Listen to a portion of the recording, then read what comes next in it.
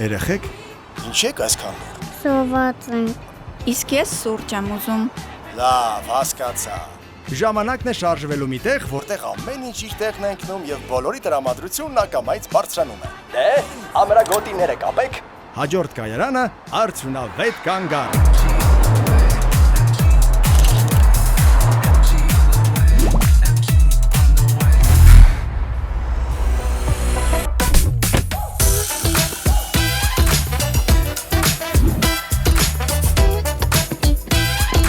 Վերջապես հանգիստ։ Իմանք ներսում իրենց էներգիան կվերականգնեն, իսկ ես դրսում։